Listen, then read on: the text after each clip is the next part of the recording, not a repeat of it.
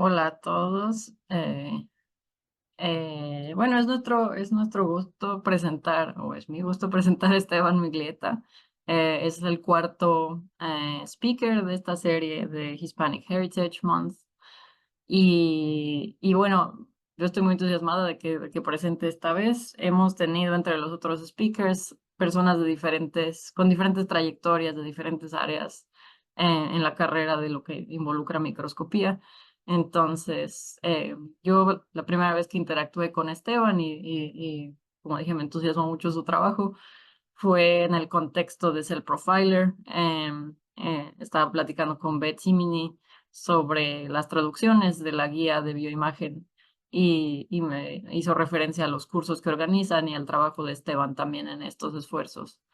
Esteban nació en Buenos Aires, Argentina, estudió biología ahí y después hizo su PhD enfocándose en Parkinson's. Y fue ahí que le empezó a gustar lo que era lo que es análisis de imágenes. Entonces, yo conocí también de su trabajo cuando estaba en el Instituto Leloir. eh, y actualmente está como postdoc en el grupo de Beth Simini en el Broad Institute de Harvard MIT. Y ahí, además de su trabajo como desarrollando pipelines y todo lo que es eh, incrementar estos esfuerzos de ser profiler, también ha dado varios workshops, o sea, el esfuerzo de llevar este conocimiento a América Latina. Entonces, pues sí, es mi gusto presentarlo. Les pongo aquí en el chat también el link a un paper que escribieron juntos él y varios colegas suyos sobre el programa postdoctoral en el que él está. Entonces, se los comparto y con esto le doy la palabra a Esteban. Bueno, muchas gracias, Mariana. Estoy compartiendo pantalla, simplemente que alguien confirme que se ve bien. Bueno, muchísimas gracias. Primero y principal a Vina por este espacio, a Noemí y Daniel que van a estar haciendo la interpretación. Es realmente un lujo poder dar esta charla en mi idioma original, en español. Y como verán, las diapositivas están en inglés, así que si en algún momento se me cruza el cerebro o me trabo, sepan disculpar, es parte de lo que implica estar trabajando todo el tiempo con dos idiomas en la cabeza. Bueno, como ya dijo Mariana, mi nombre es Esteban, yo soy postdoc en el laboratorio de Beth Simini en la plataforma de imágenes del Instituto Broad de Harvard y MIT, y les voy a contar ahora sobre un poco sobre mi historia de carrera. Eh, la charla la voy a organizar en tres partes. La primera va a ser un repaso un poco personal de la carrera. Después les voy a estar hablando justamente, como comentó Mariana, del programa postdoctoral en el cual estoy participando. Y al final un pequeño ejemplo de aplicación de estas técnicas de análisis de imágenes en las cuales colaboré recientemente.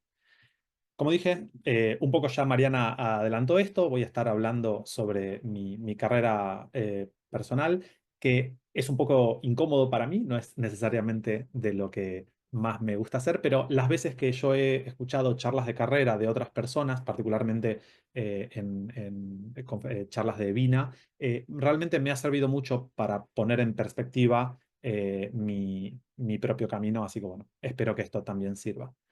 Como ya les dijeron, y además supongo que se nota de mi acento, yo soy de Argentina, estudié biología en la universidad pública, un orgulloso egresado de la Universidad de Buenos Aires, y también allí hice mi doctorado, particularmente trabajando en la Fundación Instituto Leloir, y durante mi doctorado me dediqué a estudiar el rol de procesos inflamatorios, tanto centrales como periféricos, y la neurodegeneración en el contexto de la enfermedad de Parkinson ligada a mutaciones en una proteína muy prevalente en la enfermedad usando modelos animales.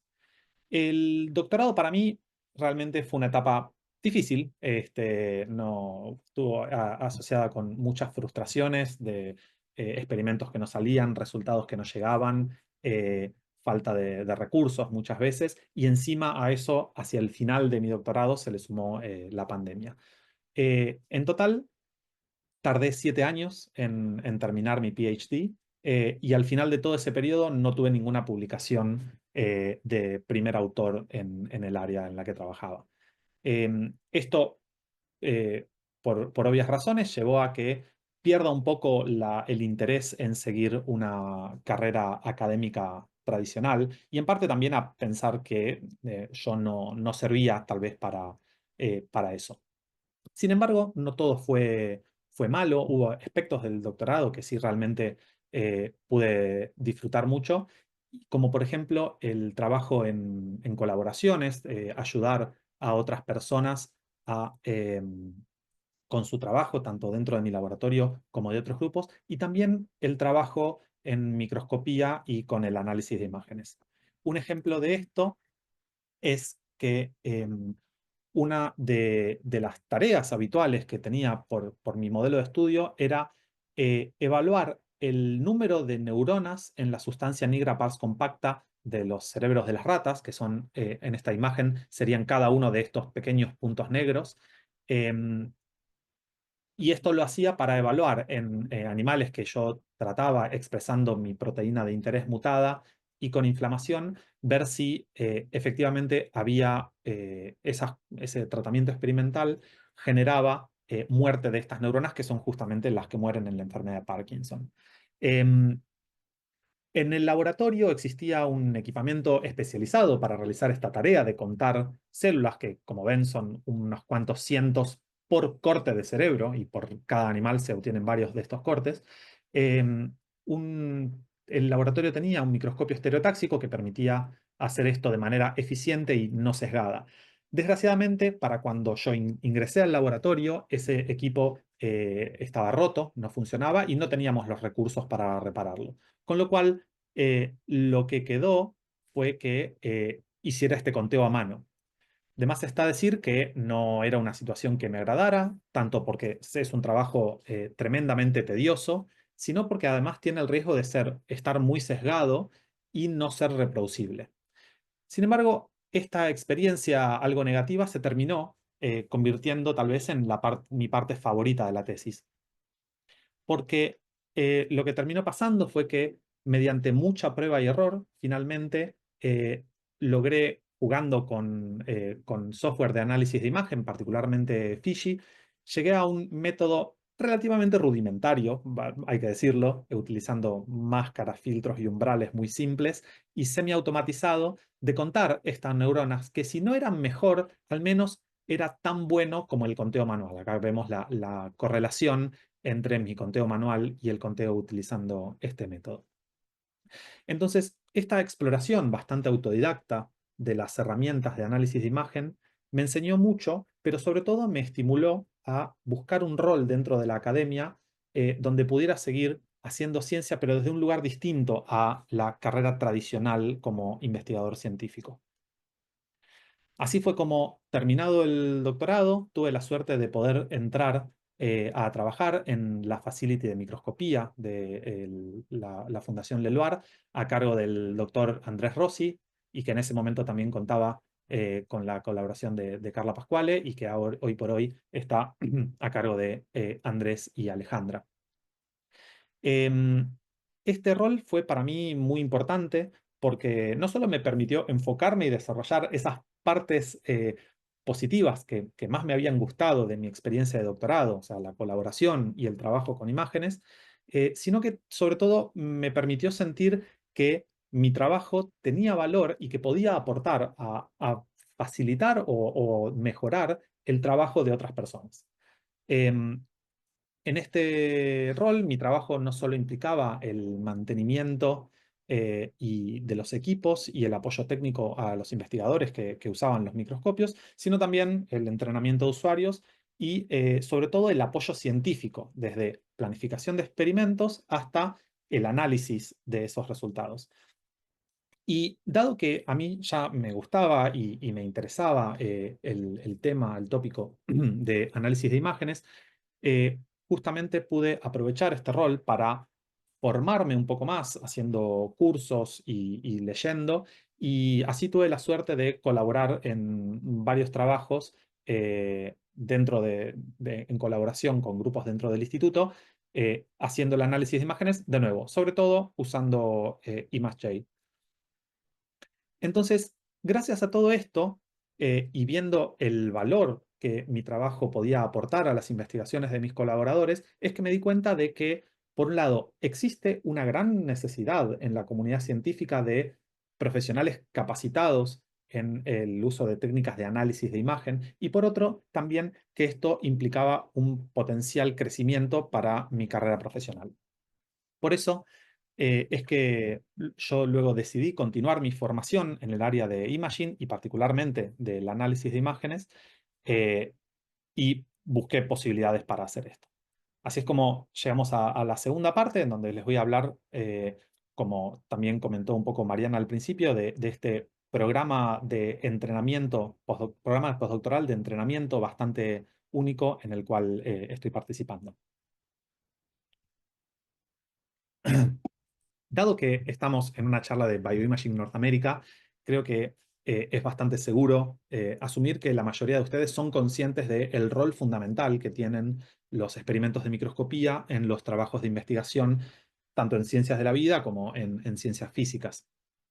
Además, seguramente todos sepan que cada vez más ya no es solo suficiente con sacar una imagen bonita y ponerla en el paper a modo de imagen representativa, sino que es necesario cuantificar esas imágenes, convertirla en datos numéricos que sean comparables y de manera reproducible. Por eso es que existe, como ya decía antes, una gran demanda en el sistema científico de profesionales, científicas y científicos, que estén capacitados en microscopía y análisis de imágenes, pero sin embargo las oportunidades de formación y sobre todo de formación integral, o sea, no solamente cursos especializados aquí y allá, son muy limitadas. Por ese motivo es que en 2013 Jennifer Waters, que es la directora del Centro de Microscopía de Harvard Medical School, recientemente renombrado como CITE, Core for Imaging Technology and Education, em, desarrolló el primer programa de entrenamiento para científicos de imágenes, enfocado justamente en capacitar a las y los profesionales que luego se harían cargo de cores de microscopía en centros de investigación y universidades. A este programa pionero luego se le sumó más tarde otro similar en el Advanced Imaging Center de Yanilia a cargo de Teng Long Chu. Pero así como las tecnologías disponibles para la adquisición de datos en forma de imágenes se fueron expandiendo y complejizando, también lo hicieron las herramientas disponibles para el análisis computacional de esos datos. Hoy en día existen más de 60 paquetes de software solamente participando dentro del foro de la comunidad científica de imágenes, eh, pero sin embargo, al en consultar a la gente que usa estos software, los usuarios, las personas que tienen que analizar sus imágenes, encuestas recientes han mostrado que una enorme proporción de ellos no se sienten del todo cómodos con algunas de estas herramientas computacionales, como puede ser escribir código o incluso usar la línea de comando, que son todas cosas que muchos de estos herramientas requieren.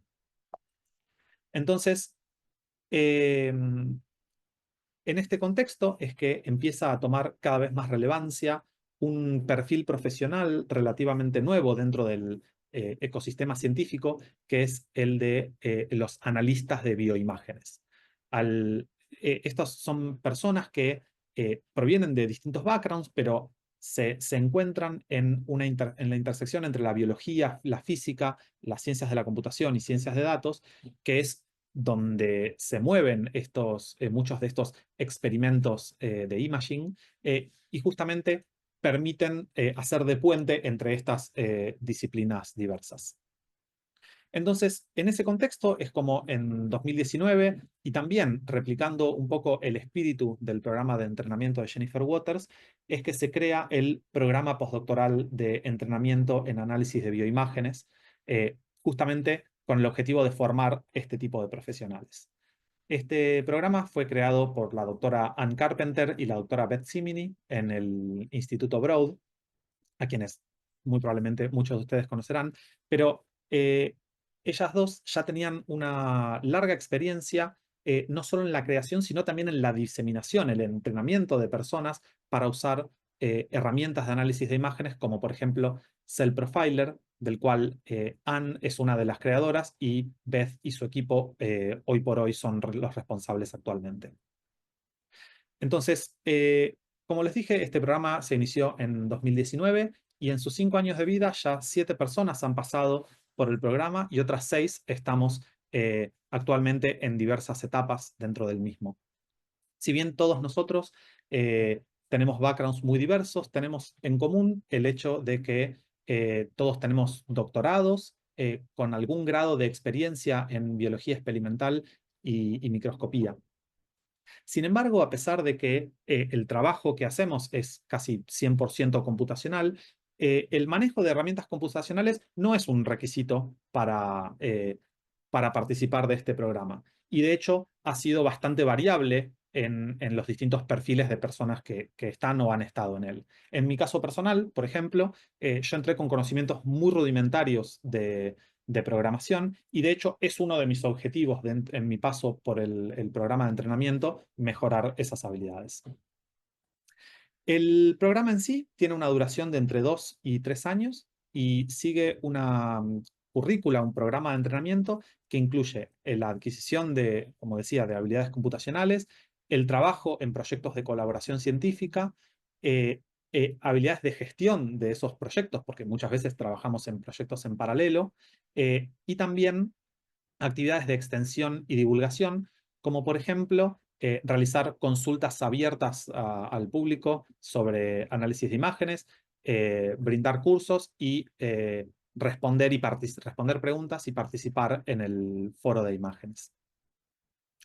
Esta currícula no es una estructura rígida, sino que todo lo contrario se va adaptando a las necesidades de cada participante. Y eso es importante porque en una encuesta reciente, incluida en el paper que compartió Mariana, que se hizo a todos los miembros anteriores y presentes del programa, en los cuales se nos consultó cómo puntuábamos a cada uno de los aspectos del programa de entrenamiento en orden de importancia, lo que podemos ver a simple vista es que para cada persona era muy distinto qué aspectos eran importantes y cuáles no. Por eso esta flexibilidad resulta importante.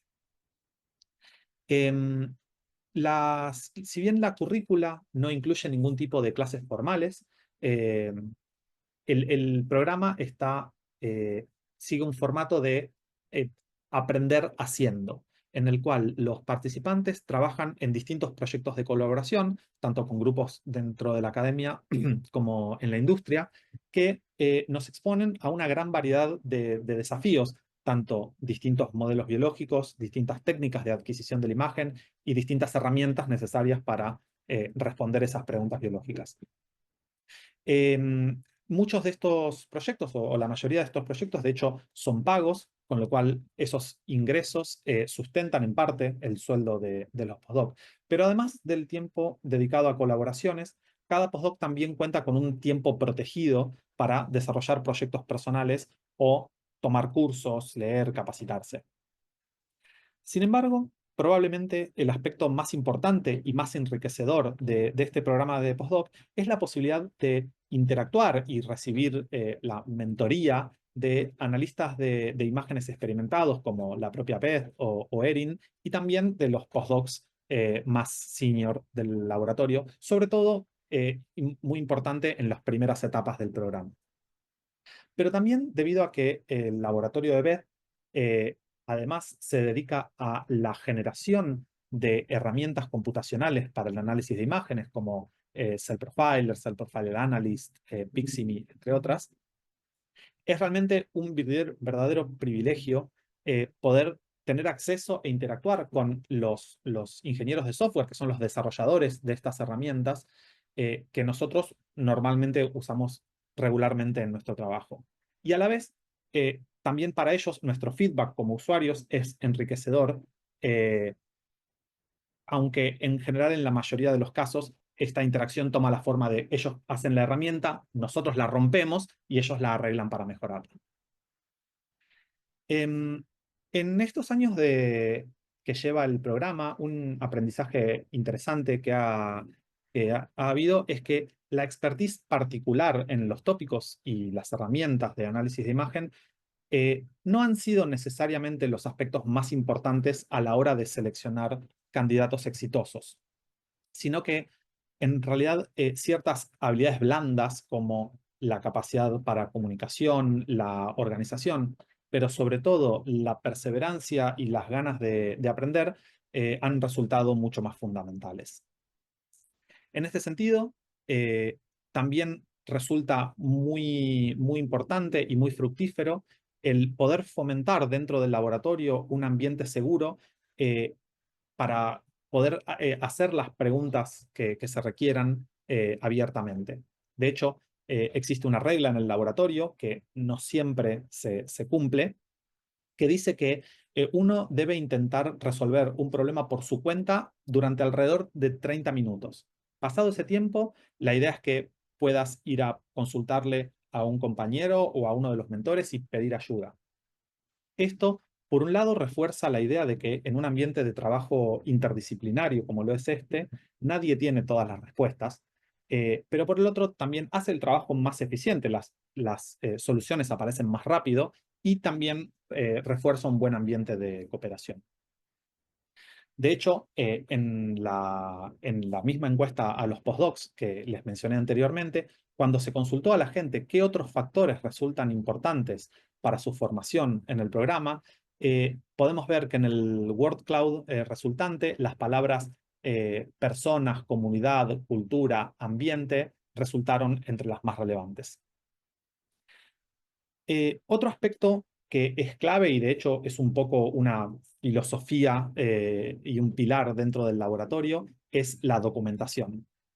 No solo de los protocolos y herramientas que usamos, sino también de estas preguntas y discusiones que se van generando. Y de hecho, en general tratamos de hacer nuestras preguntas en canales de comunicación que sean abiertos y en los cuales quede registro de las preguntas, como por ejemplo Slack o Stack Overflow, para que luego las preguntas y las respuestas a esas preguntas puedan ser consultadas por otras personas. Así se evita tener que responder las mismas preguntas una y otra vez, pero también se facilita la transmisión de conocimiento aún luego de que las personas se vayan del laboratorio. En cuanto a los desafíos de este programa, como mencioné, parte del sueldo de los postdocs se sustenta con proyectos pagos. Lo cual puede generar una cierta tensión entre el tener que estar generando ingresos para el laboratorio y a la vez contar con ese tiempo de formación o tiempo de interacción y de ayuda a los demás miembros del laboratorio. Por eso, es importante para que exista ese tiempo protegido de aprendizaje desestructurado y no ser simplemente máquinas de hacer proyectos pagos, que exista contar con alguna fuente de financiación externa. En nuestro caso, nosotros tenemos la suerte de contar con el apoyo de un grant del NIH en el marco del COBA, el Center for Open Bioimage Analysis, pero es muy importante que puedan existir y que aparezcan otras fuentes de financiamiento que puedan promover y sostener este tipo de iniciativas. Entonces, me gustaría revisar un poco el impacto positivo que ha tenido este programa. Por un lado, lo podemos ver en sus anteriores participantes, todos los cuales han continuado su carrera profesional en trabajos relacionados a su formación, tanto en la industria como en la academia, incluyendo la generación de nuevos core facilities de análisis de imagen. Y esta variedad de posiciones, desde científicos de datos o analistas ingenieros de software, analistas de imágenes, tanto en la industria como en la academia, es solo un ejemplo más de la necesidad de este perfil profesional en distintos contextos. Y de hecho, el éxito en el desarrollo profesional de los graduados del programa no es casual, sino que también es parte de la estructura del programa, que incluye espacios específicamente dedicados al desarrollo profesional, como por ejemplo las charlas o encuentros de carrera trimestrales, en los cuales se discute acerca de los objetivos de carrera de cada persona y se fijan o se planifica cómo hacer para alcanzarlos. Y también el hecho de que un día al año tenemos nuestro día de carrera en el cual todo el laboratorio eh, dedica la jornada entera a eh, tareas de desarrollo profesional que a veces quedan un poco relegadas en el trabajo del día a día, como por ejemplo actualizar el CV o el LinkedIn, buscar cursos o conferencias de interés a los cuales aplicar, conectar con colegas en redes sociales, etc.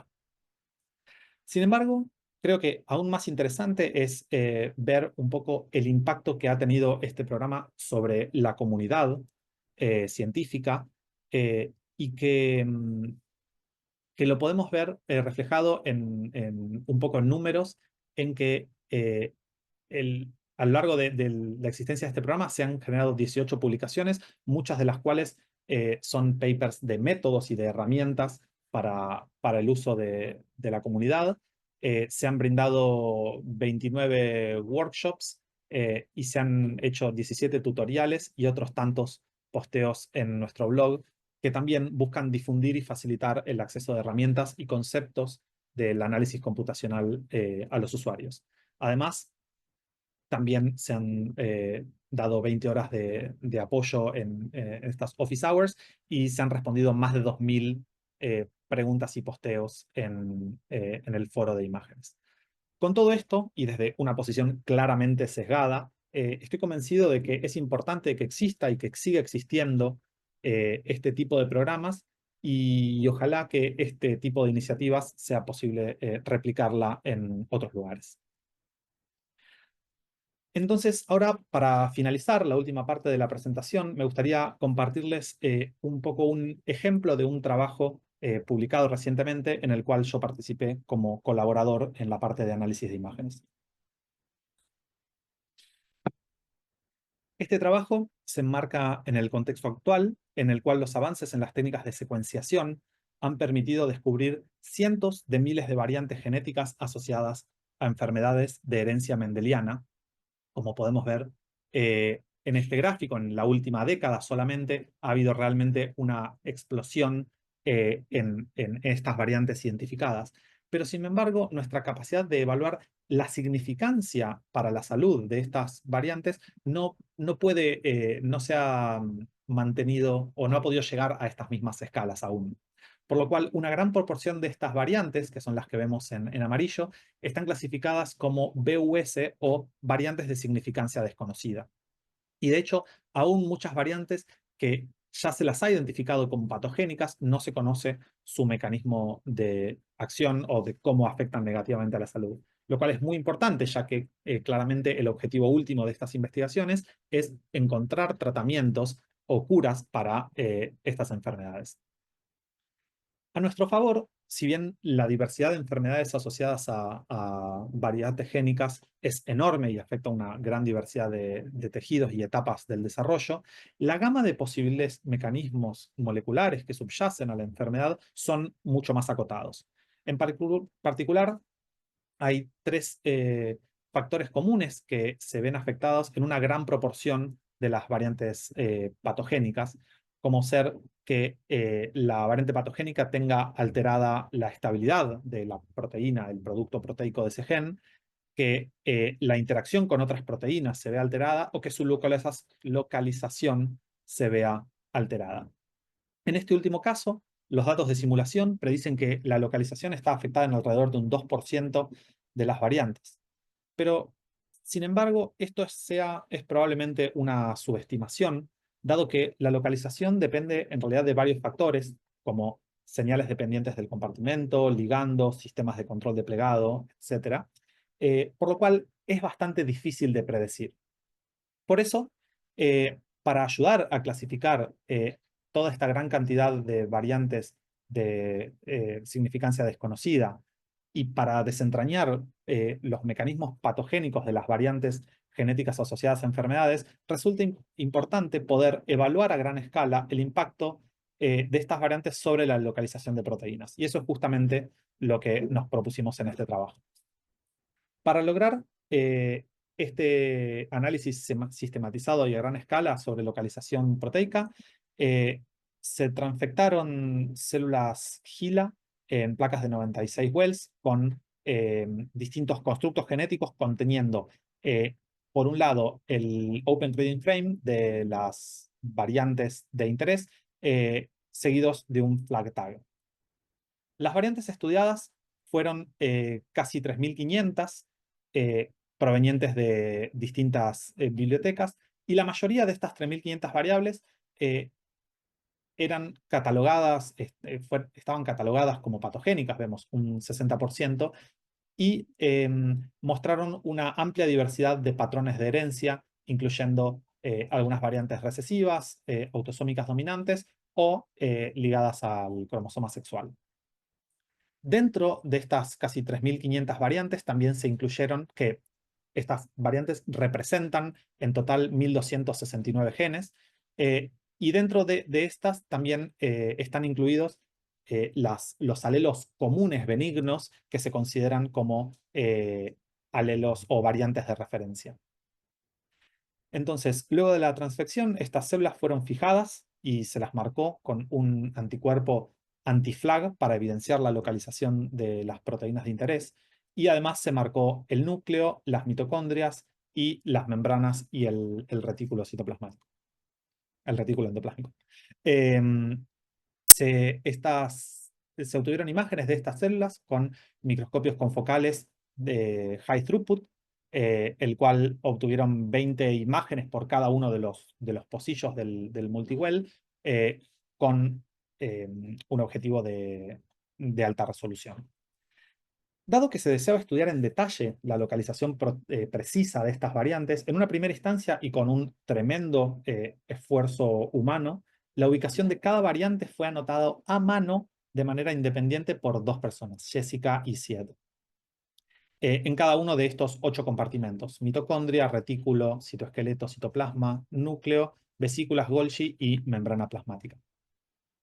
Si bien las anotaciones entre los dos operarios tuvieron muy buena concordancia, tanto entre sí, acá vemos mayor del 80%, como con la localización reportada para las variantes de referencia en distintas bases de datos, es claro que este tremendo trabajo que implicó para menos de 3.500 variantes no es sostenible a futuro cuando existen cientos de miles de variantes por evaluar. Por esta razón, se buscó complementar esta notación humana con un análisis computacional mediante el uso del perfilado morfológico. ¿De qué hablo cuando hablo de perfilado morfológico? Bueno, por un lado, tenemos que en un experimento de microscopía cuantitativa típico, lo que solemos hacer es marcar una proteína de interés o una estructura de interés dentro de la célula, hacer alguna medición de esa proteína o estructura basada en un fenotipo particular que estamos interesados en averiguar, como por ejemplo, no sé, puede ser el tamaño, y comparando esas mediciones en distintas condiciones, encontrar las respuestas a nuestra pregunta biológica.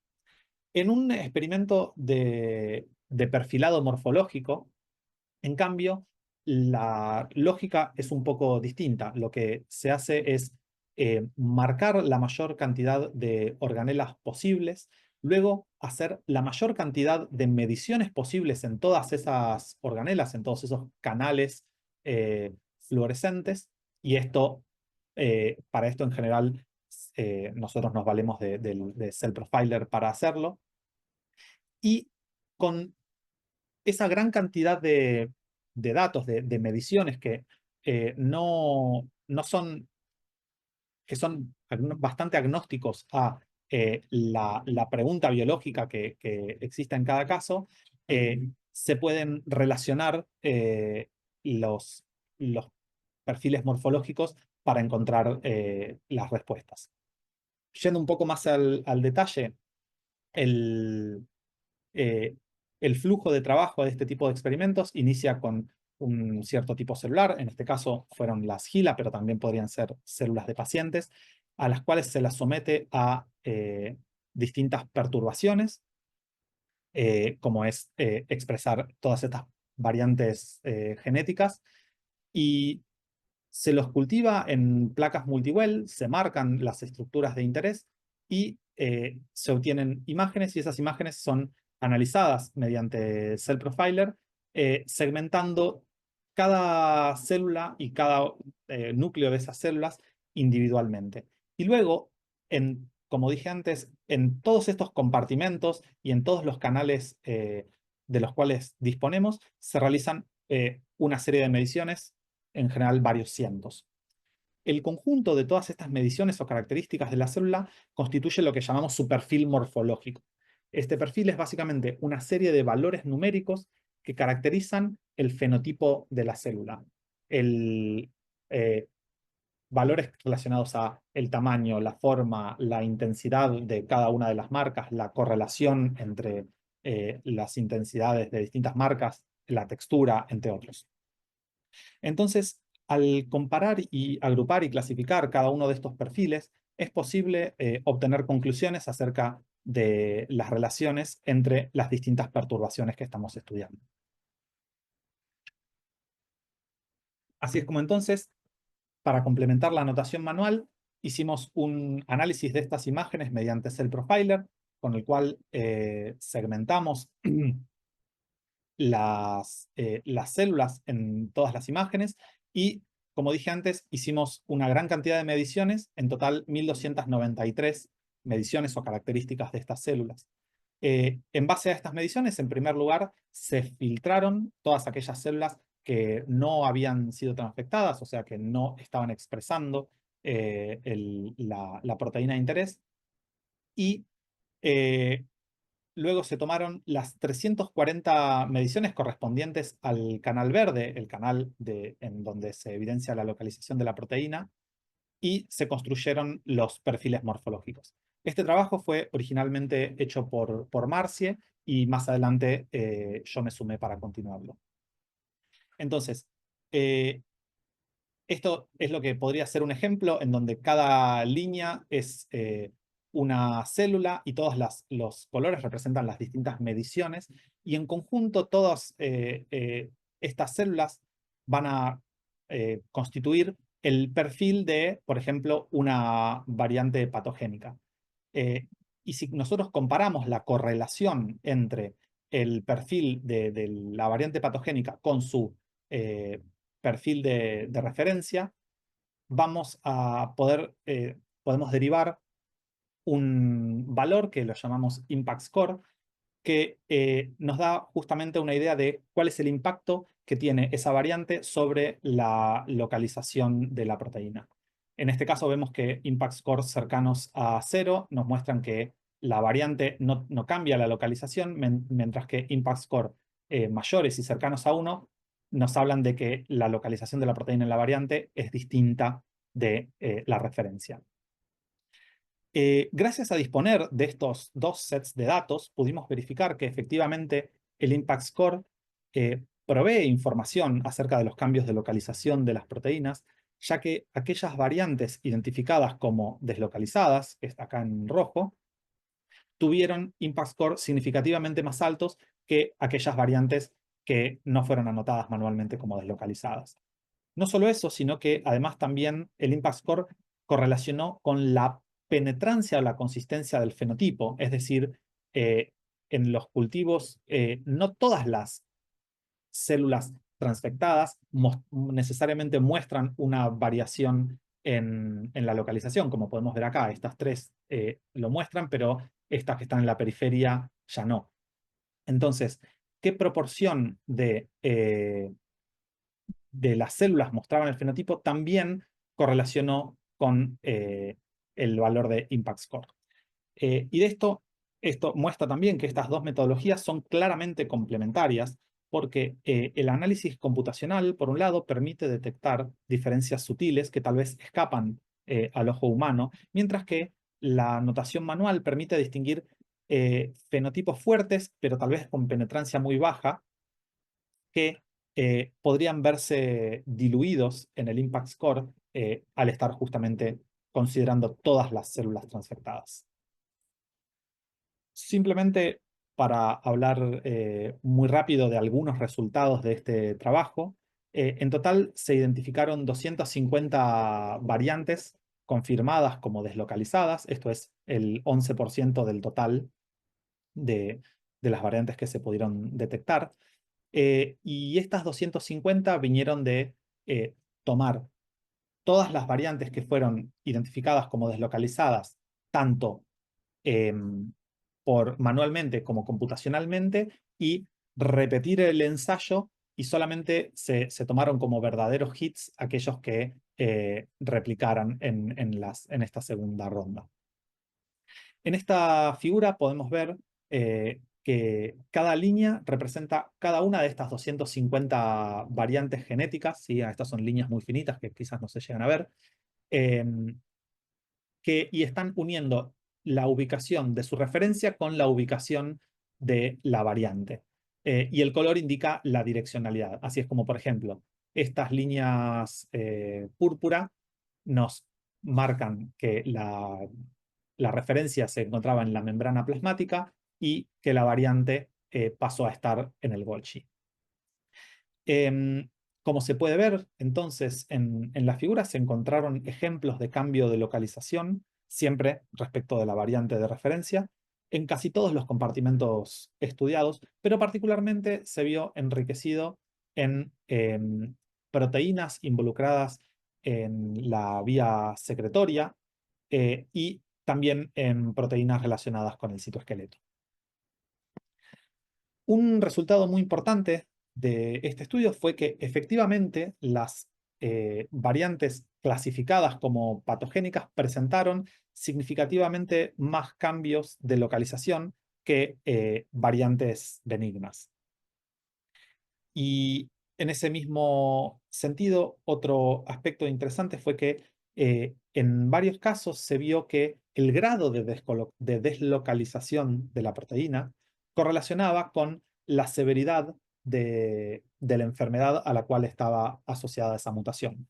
Por ejemplo, vemos que en la enfermedad de Alexander, que está relacionada a mutaciones en el gen de GFAP, en la variante de referencia, GFAP está ubicada en los filamentos intermedios del citoesqueleto, y también se ve así en una variante considerada como benigna. Sin embargo, en variantes patogénicas se ve una cierta prevalencia de marcas difusas en el citoplasma e incluso de inclusiones citoplasmáticas. Y si comparamos todas las variantes estudiadas, se ve que el porcentaje de células que muestran este fenotipo de GFAP difuso o GFAP en agregados correlaciona con la edad de inicio de la enfermedad al cual está asociada cada variante. Lo cual nos sugiere que el grado de deslocalización de las proteínas puede ser un factor relevante en estas enfermedades.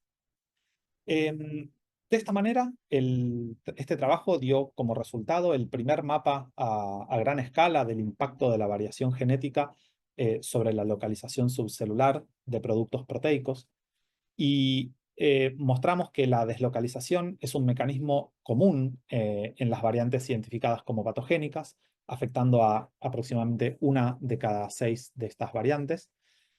Y también vimos que los eventos de deslocalización son particularmente comunes en proteínas que están involucradas en secreción. En cuanto a la significancia del trabajo, por un lado, estos resultados dan pie a emplear este tipo de ensayos como plataforma de descubrimiento de drogas, justamente buscando drogas que reviertan esta deslocalización en variantes patogénicas. Por otro lado, esta estrategia de estudiar unas pocas variantes, pero a lo largo de miles de genes, que se dio en llamar aquí escaneo mutacional amplio o Wide Mutational Scanning, es complementario a otras técnicas como Deep Mutational Scanning, que exploran todas las posibles variaciones, pero de un único gen. Sin embargo, este Wide Mutational Scanning utilizado aquí es más fácilmente escalable justamente utilizando la metodología de perfilado de imágenes. Pero si bien los cambios en la localización de proteínas parecen ser un fenotipo bastante común, es necesario o va a ser necesario para poder eh, estudiar estos cientos de miles de variantes y poder efectivamente detectar cuáles de ellas son patogénicas, incorporar otros ensayos que evalúen otros cambios fenotípicos distintos para poder ayudar a clasificar estas variantes. En con ese espíritu y un poco como continuación de este trabajo, es que surge VARCHAN, que es Variant Characterization Across the Mendelian Proteome, que es un consorcio de varios laboratorios, incluyendo el nuestro, que ya se encuentran trabajando desde hace unos años con el objetivo de caracterizar 100.000 variantes genéticas en más de 3.700 genes asociados a enfermedades de herencia mendeliana. Em, ¿Cómo se va a hacer esta caracterización? Eh, Mediante ensayos high throughput para evaluar tanto las, los cambios en las interacciones de las proteínas eh, resultados de las variantes genéticas, como en su abundancia, los cuales son eh, usando metodologías que ya están descritas y ampliamente utilizadas por nuestros colaboradores, pero también analizando la localización y la morfología celular, justamente utilizando estas técnicas de perfilado, perfilado morfológico a través de imágenes que les contaba. Bueno, con todo esto, lo único que me queda es agradecer de nuevo muy especialmente a Vina y a Vanessa, Nikki, Mariana y Andrés, los organizadores de este evento, a Noemí y Daniel por su trabajo aquí, a las fuentes de financiación, a toda la plataforma de imágenes y en particular al laboratorio de Beth, a la Fundación Inleluar y el CONICET, con quien yo sigo vinculado también hoy por hoy, y a todos nuestros colaboradores en el trabajo que les compartí. Muchas gracias. Gracias a ti, Esteban. Una charla muy buena, yo creo que cubriendo varias cosas importantes. No sé si tengan ya preguntas en la audiencia. Si quieren, pueden preguntarlas en el chat. Si no, háganse on mute y preguntamos por ahí. Siempre demora un poco en Ujú. fluir la confianza, pero bueno, en lo que pasa. Em, yo tenía algunas preguntas. Una es, creo que en la última reunión de Vina en México, no en la última, la anterior. Ves mencionó que su propósito, y yo creo que el propósito de todo su equipo es que un día, o sea, al menos segmentación sea tan fácil para cualquiera, o sea, en términos de accesibilidad, tan Ujú. fácil para cualquiera como hacer Excel, ¿no? Como en algún tiempo era de, "Oh, nadie sabe usar Excel y ahora todo el mundo lo usa".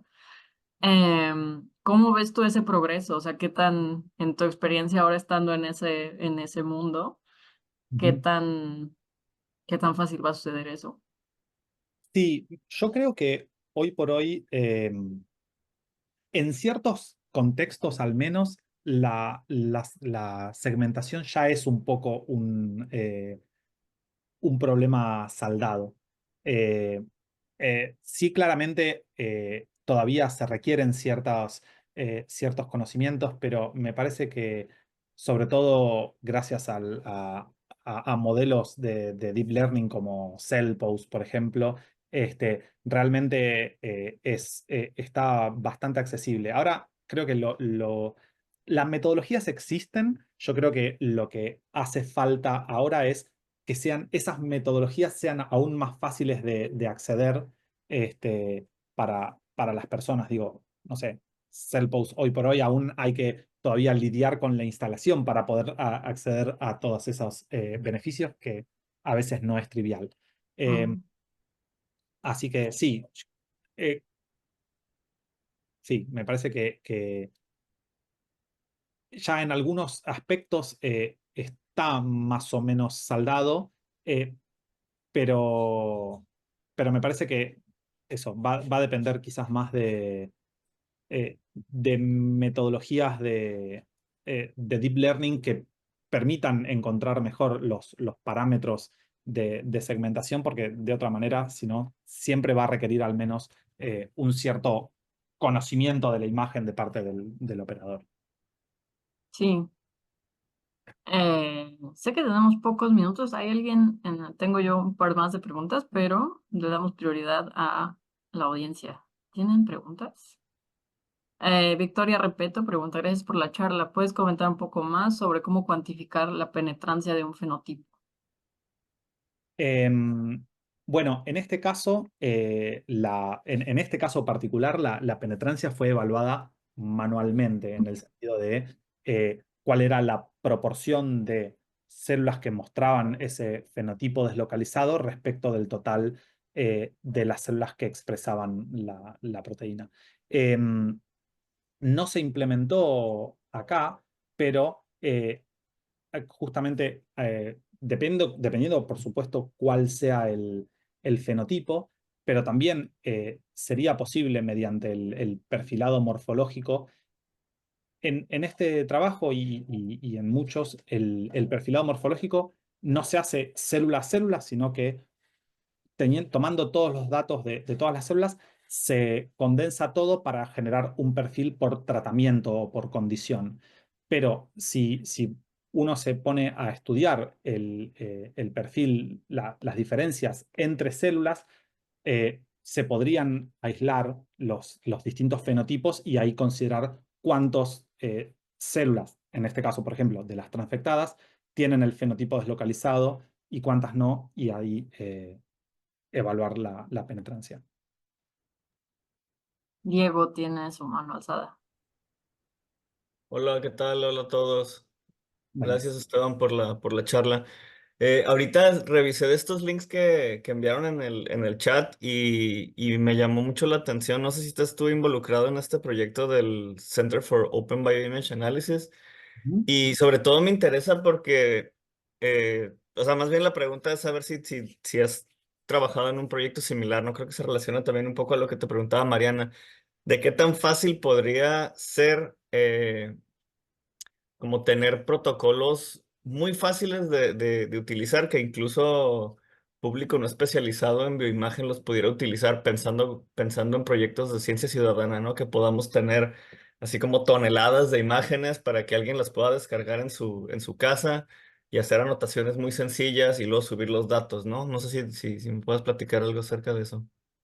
Em, es muy interesante eso. No, el Center for Open Bioimage Analysis, hasta donde yo tengo entendido, no tiene ningún proyecto que yo conozca de ciencia ciudadana, de esto de que pueda aportar la gente. Sí, se dedica mucho justamente a generar estos protocolos, estas herramientas, ya sea en forma de videos, de protocolos escritos, tutoriales, para acercar las técnicas y las herramientas, sí a público un poco más especializado, o sea, público que sea dentro del ámbito científico todavía, pero sobre todo pensando en el undergrad o el estudiante de doctorado, que de repente tiene un montón de imágenes y tiene que ver qué hacer con ellas y anda perdido.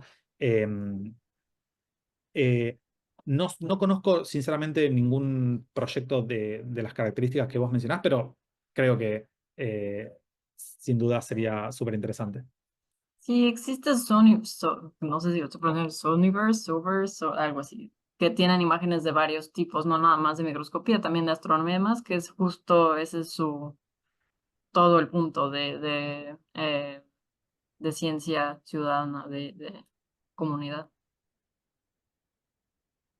Lo voy a anotar. Eh, Bueno, vi que ya estamos un poco sobre la hora. Yo nada más quería decir, creo que están haciendo un trabajo increíble y bueno, una de las cosas que iba a comentar es que comentaste tú al inicio sobre de haber ido de tu PhD y de tener poca experiencia en lo que era análisis de imagen, ahora entrar como en este mundo, ¿no? Y eso creo que requiere también bastante, pues, valor, ¿no? Que a veces dices, no, esto no es para mí, no sé lo suficiente, quién sabe.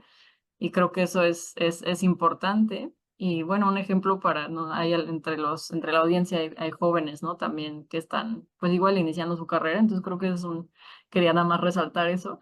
Y lo otro, pues el modelo que están haciendo ustedes de que, eh, como que hasta cierto punto, o sea, digo, comentaste sobre el programa postdoctoral de Jennifer y de Lyon, pero en general creo que hay muchos, como que todavía sigue muy dividido, ¿no? La carrera de como académica tradicional y la carrera de facilities, y creo que esa mezcla que están haciendo es genial y va a ser muy importante en el futuro.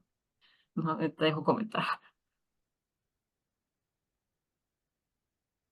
Sí, la verdad que es eso. Yo creo que son caminos de carrera que todavía se están terminando de delimitar y formar, y está bueno eh, que quede claro y reforzar la idea de que también hacemos ciencia, también somos científicos y científicas, las personas que trabajan en las facilities o los analistas de imágenes, y que eso, tenemos que para aportar quizás desde un lado un poco distinto. Sí. Pues si no hay más preguntas, muchísimas gracias. Esteban, me dio mucho gusto escuchar tu plática y saber de todo lo que están haciendo. Y con esto le dejo la palabra a Nick y a Vanessa, no sé si tienen más anuncios. Si no, de todos modos nos vemos la semana que viene para nuestra última de las pláticas del Hispanic Heritage Month.